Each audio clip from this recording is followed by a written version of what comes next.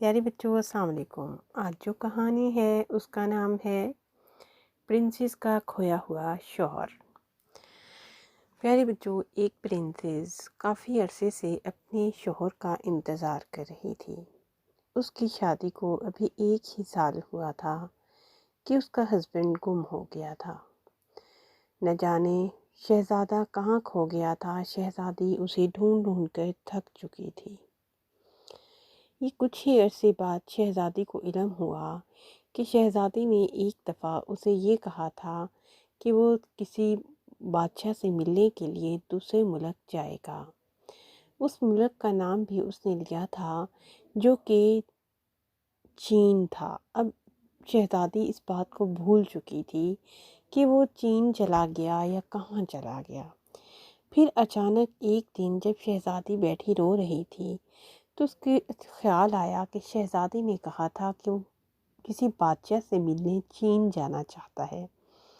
اس کے 3 ہی دن بعد شہزادہ گم ہو چکا تھا اور دوبارہ لوٹ کر کبھی واپس نہ آیا تھا۔ 1 سال بیت چکا تھا۔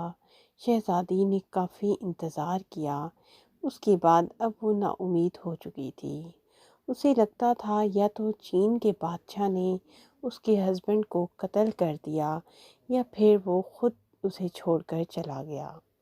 اس کی بے وفائی کا سوچتی تھی تو اس کے آنسو تھمتے نہ تھے۔ ایک دن وہ بیٹھی رو رہی تھی کہ اچانک وہاں ایک عورت نمودار ہوئی۔ وہ عورت وہاں وہ بیٹھی کسی ایسی جگہ پر تھی جو دریا کا بہت بڑا کنارہ تھا۔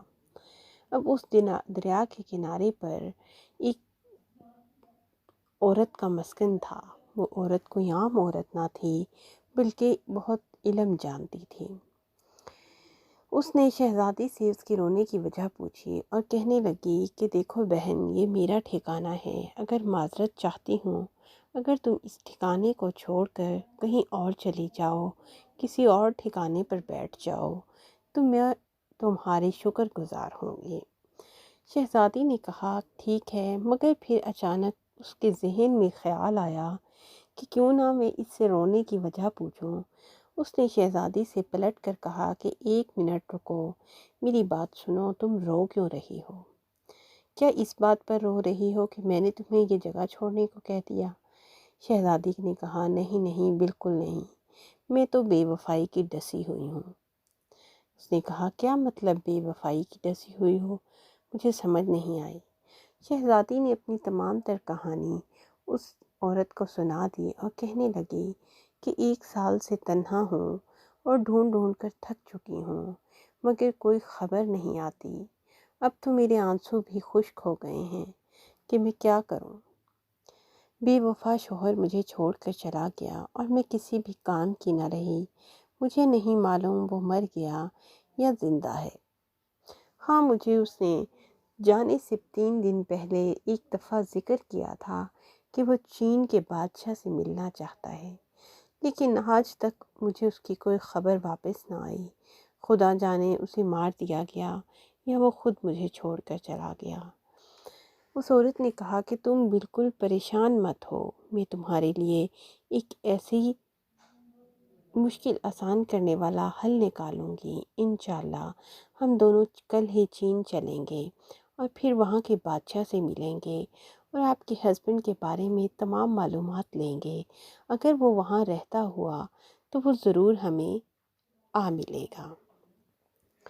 شہزادی بہت خوش ہوئی اور شہزادی نے کہا ٹھیک ہے، میں اب یہاں سے چلتی ہوں، مگر کل اسی ٹائم میں یہاں آ جاؤں گی اور ہم دونوں ایک ساتھ چلیں گے۔ عورت نے کہا نہیں، کل اس ٹائم نہیں بلکہ اس سے 2 گھنٹے پہلے آ جانا۔ اب شہزادی وہاں پہنچ گئی اور وہ دونوں چین کے بادشاہ کے پاس جا ٹھہرے اور تھوڑی دیر کھانا پینا کھانے کے بعد انہوں نے دربانوں سے کہا کہ ہمیں بادشاہ سے ملنا ہے۔ بادشاہ کو ان سے ملوایا گیا تو شہزادی نے اپنے شوہر کا ذکر کیا کہ وہ یہاں ملنے کے لیے آئے تھے مگر آج تک واپس نہیں لوٹے۔ بادشاہ سلامت، کیا بات ہے کہ آخر کیا ماجرا ہے، ہمیں کچھ تو بتائیے۔ بادشاہ نے کہا کہ ہاں وہ مجھ سے ملنے آیا تھا، 1 سال پہلے کی بات ہے، مگر وہ یہاں سے چلا گیا تھا اور راستے میں اس نے مجھے فون بھی کیا تھا، ہو سکتا ہے وہ کہیں وہاں کھو گیا ہو۔ تو اب شہزادی نے جب یہ سنا تو اور پریشان ہو گئی، کہنے لگی ٹھیک ہے بادشاہ سلامت، میں چلتی ہوں۔ بادشاہ نے کہا کہ ٹھہرو، تم میرے دربار میں آئی ہو، میں معلوم کر کے دینا چاہتا ہوں کہ وہ آخر کہاں گیا۔ میں اپنی سپاہیوں کو آج ہی دوڑا دوں گا جس راستے سے وہ واپس جا رہا تھا۔ وہ راستہ بہت سنسان تھا، ہو سکتا ہے کہ اسے وہاں پہ کوئی مسئلہ درپیش آ گیا ہو۔ شہزادی نے کہا ٹھیک ہے۔ اب اس نے کہا کہ تم ایک دن اس گھر میرے محل میں ٹھہراؤ کرو، یہاں قیام کرو، یہاں تمہیں ہر طرح کی سہولت دی جائے گی۔ صرف بادشاہ نے اپنے تمام دربانیوں کو اس راستے پر دوڑا دیا۔ کیا دیکھتے ہیں کہ وہاں پر شہزادہ بے ہوشی کے عالم میں ایک سرائے میں پڑا تھا۔